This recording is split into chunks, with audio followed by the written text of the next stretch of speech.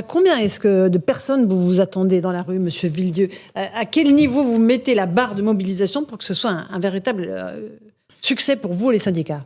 Il y a voilà, le chiffre symbolique du million. Moi, je ne veux pas rentrer chiffre syndicat, chiffre police. Moi, je prendrais le chiffre police. Il n'y a pas de souci là-dessus. Ouais. Il faut qu'on dépasse la barre du million. Et c'est un objectif qui est atteignable. Voilà. Si effectivement tous les retours qu'on a jusqu'à présent, c'est-à-dire, moi j'ai plein de collègues qui traditionnellement ne font pas grève. Moi j'ai même des cadres de la SNCF qui ne font jamais grève, qui me disent là je serai en grève et là je viendrai à la manifestation. Tous ces petits signes-là, tous ces gens-là qui râlent souvent devant leur café, qui disent ras-le-bol, des problèmes de pouvoir d'achat, ras-le-bol, des problèmes de retraite et tout. Si tous ces gens-là, ils arrêtent pour une fois de râler devant leur café et qui viennent en manifestation, ce chiffre symbolique du million, on peut largement l'atteindre. Et finalement, 1 million de personnes, on l'atteint quand même pas si souvent. Il y a eu pendant les grèves en 2010, c'est très longtemps, y compris en 2019, on l'avait pas atteint. Donc moi, voilà, c'est un chiffre qu'on veut atteindre absolument. Louis Dragnel. Moi, j'avais une question, pas uniquement concernant la SNCF, mais par rapport à la CGT, pétrole. Question double, est-ce que vous craignez pas tout d'abord que la CGT Pétrole, en diminuant les débits, en bloquant l'acheminement de carburant, ne finisse pas par retourner l'opinion publique contre vous? Et avec un deuxième petite question, est-ce que vous craignez pas aussi que tout simplement il y ait des manifestants qui, par peur de la pénurie, ne viennent pas dans les cortèges? Alors, Monsieur Villedieu. En tout cas, pour l'instant, la pénurie, elle n'existe pas. Voilà, elle n'existe pas pour jeudi. Il y a effectivement certaines stations où il y a un peu plus de queue, mais voilà, il n'y a pas de pénurie pour jeudi, donc ça n'empêchera pas les gens de venir. Par contre, oui, je sais qu'il y a un boulot qui est fait au niveau de l'opinion. Hein, voilà, on met en avant, oui, blocage, j'attends que ça. Coupure d'électricité ciblée aussi. Coupure d'électricité, on va cibler tel ou tel qui votera la réforme. Voilà, on fait peur aux gens. C'est le communiqué de la CGT Énergie qui le dit, qu'ils vont faire des coupures d'électricité. C'est pas la Vox Populi.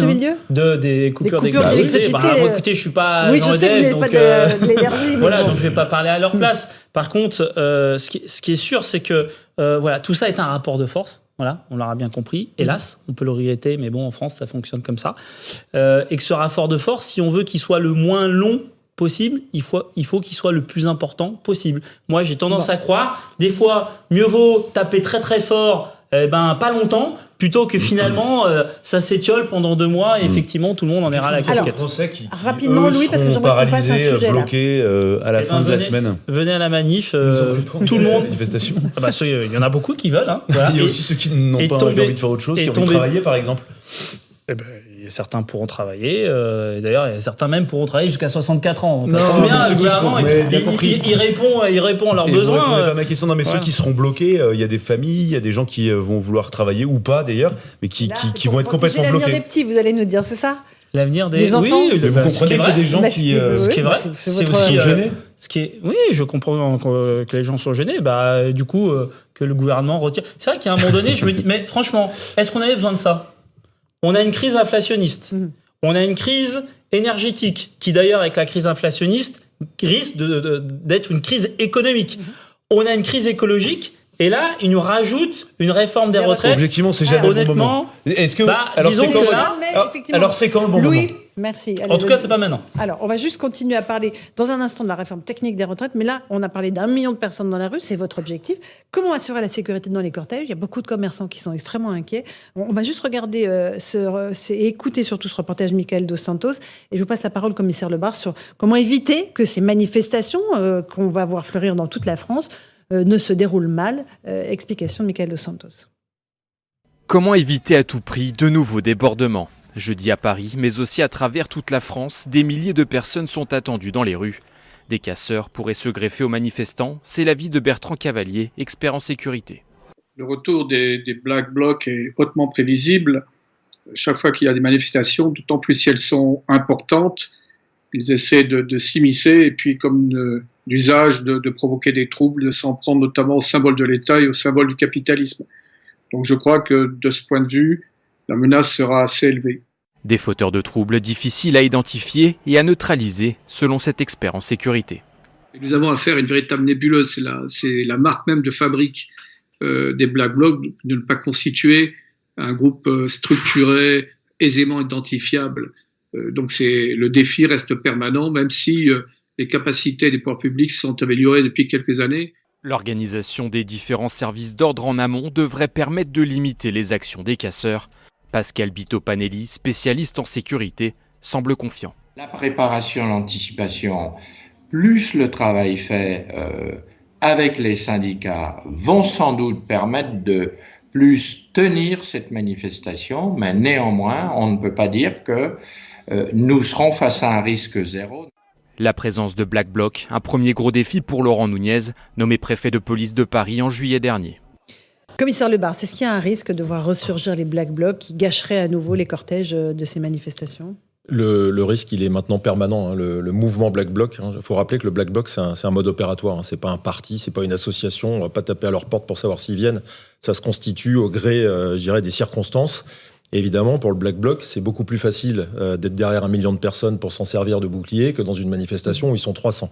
Donc, si c'est un succès pour les syndicats, s'il y a 1 million de personnes, il y a un risque plus important s'il y a le Black Bloc, parce que ce sera encore plus difficile pour les forces de l'ordre d'intervenir pour les empêcher d'agir. Donc de toute façon, ce risque-là, il va être évalué, affiné jusqu'au jour J de la manifestation.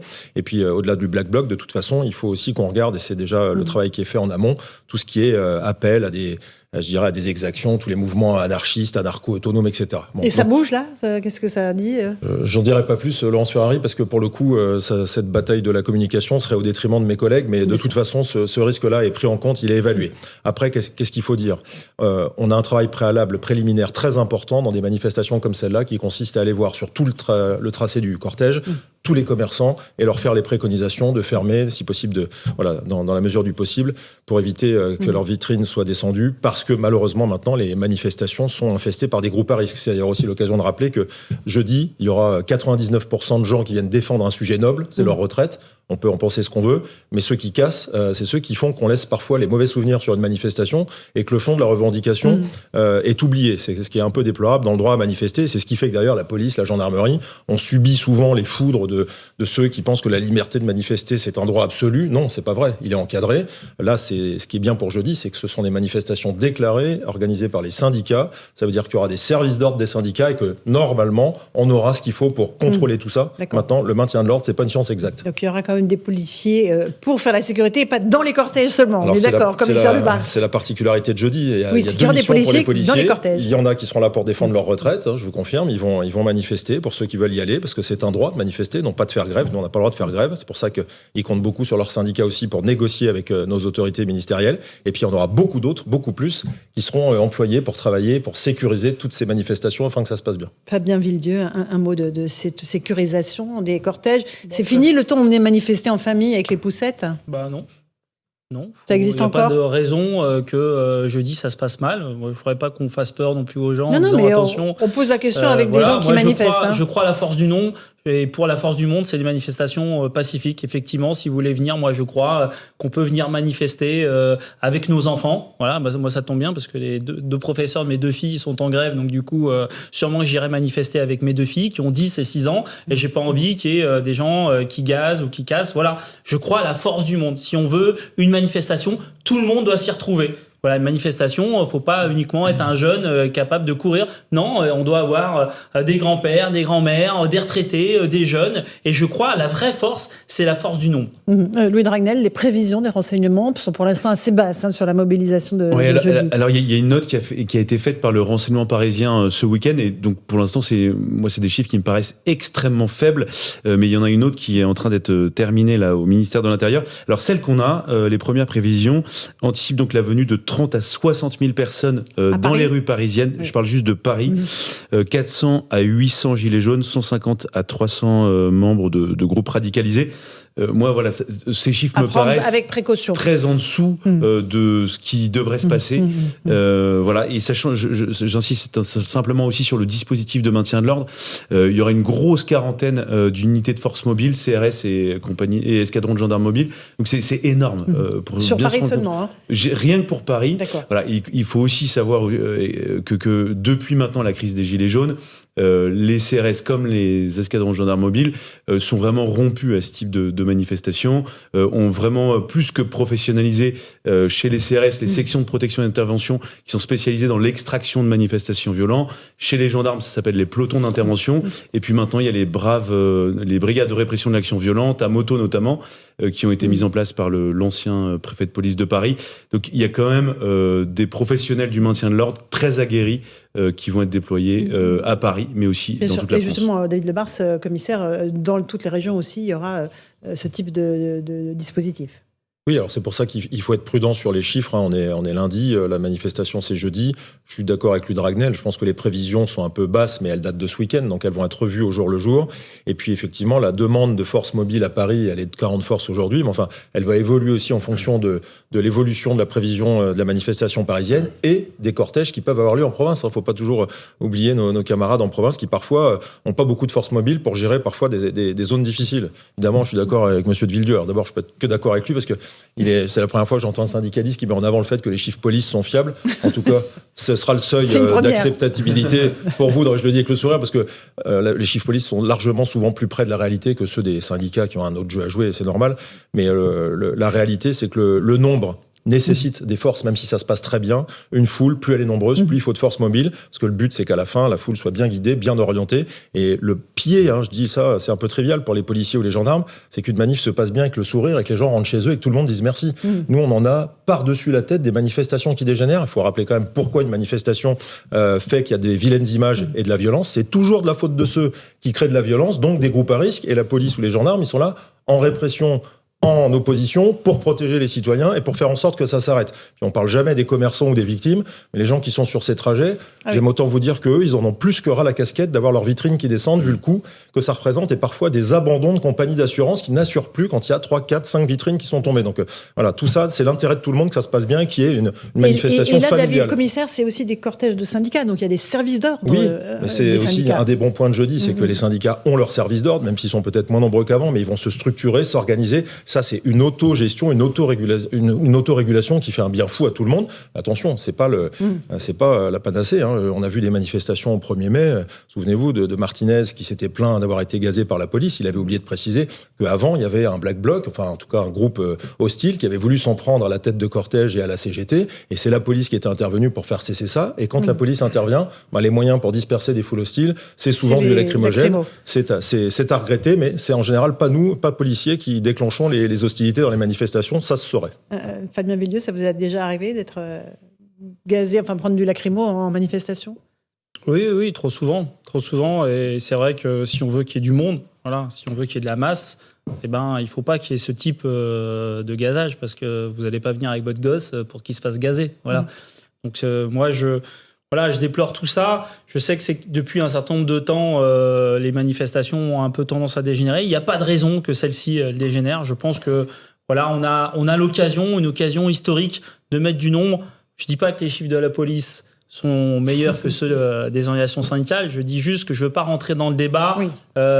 Police, Moi, je pense qu'y compris à minima, en utilisant les chefs de la police, je pense qu'à minima, il faut qu'on soit au moins 1 million. Et ça, c'est possible.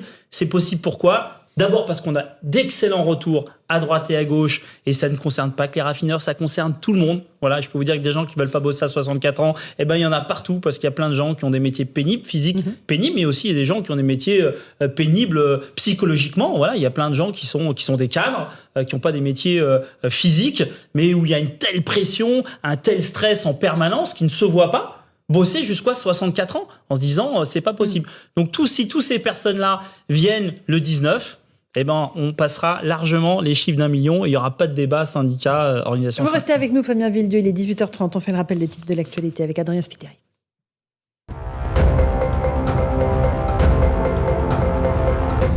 Les stations-service prises d'assaut, les automobilistes veulent faire le plein avant la mobilisation du 19 janvier.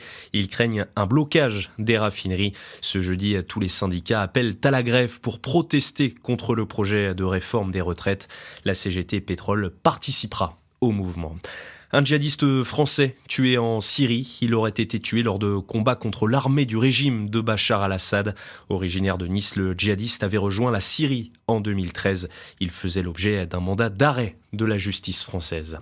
Et puis l'un des mafieux les plus recherchés d'Italie, arrêté à Palerme, une arrestation après 30 ans de cavale.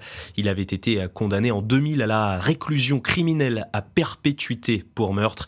Matteo Messina Denaro était surnommé Diabolique pour la cruauté de ses crimes. Merci beaucoup Adrien Spiteri, 18h31. On se retrouve dans un instant avec Fabien Villedieu, avec Louis de Ragnel. On accueillera Éric Woerth, député Renaissance de l'Oise, qui s'y connaît en réforme des retraites. On continuera à parler du contenu de cette réforme des retraites et de cet âge de 64 ans. A tout de suite dans Punchline sur CNews et sur Europe 1. Merci Eric Revel, merci commissaire.